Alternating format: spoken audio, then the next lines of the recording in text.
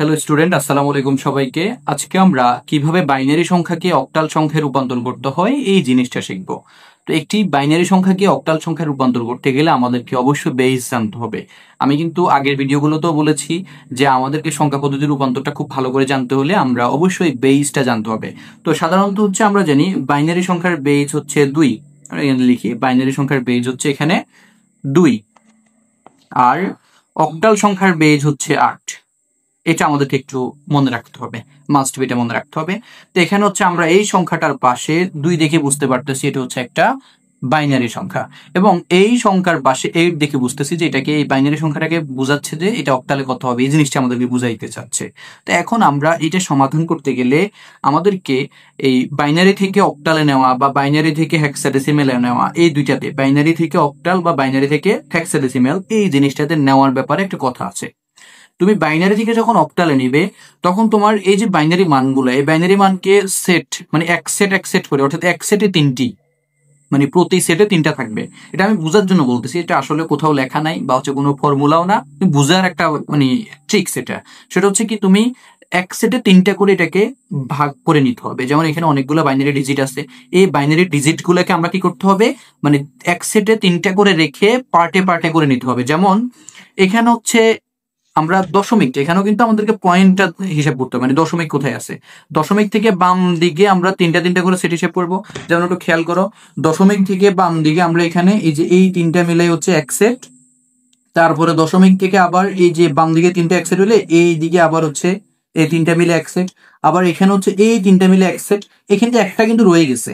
তাহলে আমি বলছি কি, আমাদেরকে কিন্তু 3টা করে এক সেট হিসাব করতে হবে। এখন এটা কিন্তু একটা হয়ে গেছে, এটা তো 3টা হয় নাই। তাহলে এটার জন্য কি করবো, এটার জন্য হচ্ছে যদি তোমার সেটে মানে 3টা মিলানোর জন্য তোমার সেটে যদি কি থাকে, একটা কম থাকে বা 2টা কম থাকে, তখন তুমি ওগুলা শূন্য দিয়ে ফিল আপ করতে হবে। মানে বামে তোমাকে 2টা শূন্য দিয়ে এখানে 3টা এক সেট ফিল আপ করতে হবে।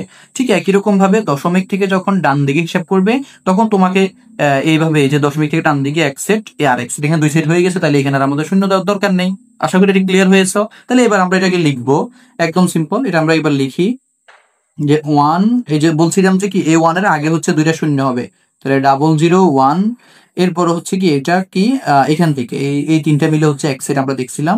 আমরা কিন্তু ওই দিক থেকে সেটটা আগে ভাগে হিসাব করবো। এখন তুমি হয়তো চিন্তা করতেছো যে পরীক্ষার খাতা আমি কি কলম দিয়ে এটাকে দাগ কেটে নিবো কিনা, তো এটাকে তুমি পেন্সিল ইউজ করো, পরে তুমি এটাকে রাবার দিয়ে মুছে নিও। তো হচ্ছে এখানে আমরা লিখবো কি 110, এই 3টা মিলে হচ্ছে একটা সেট।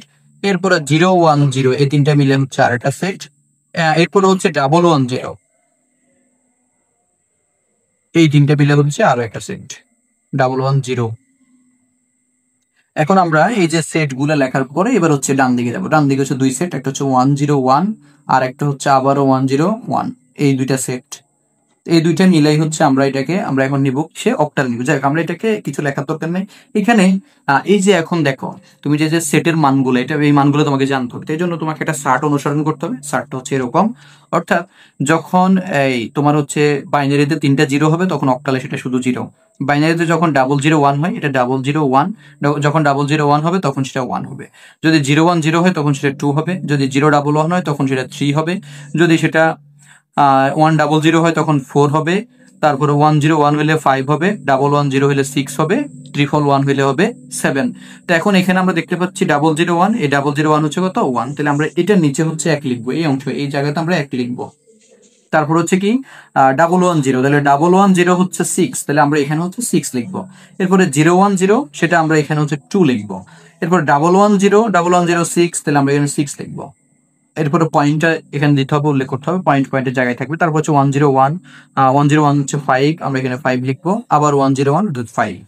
এবার হচ্ছে আমরা যেহেতু এগুলো লিখে ফেললাম, এই যে আমাদের বাইনারি মানগুলোর জন্য অক্টাল মানগুলো লিখে ফেললাম, লিখার পরে আর কোনো ঝামেলা নেই। আমরা হচ্ছে এবার কি করবো, লিখবো, সুতরাং এই পুরা বিষয়টা লিখে ফেলবো যে 111, 0010, 110.101101, এটা লিখলাম। লেখার পর হচ্ছে এটা বাইনারি, আর এটা অক্টালে গেলে কত হবে, এই যে 162655, এটা গেল কিসে, অক্টালে।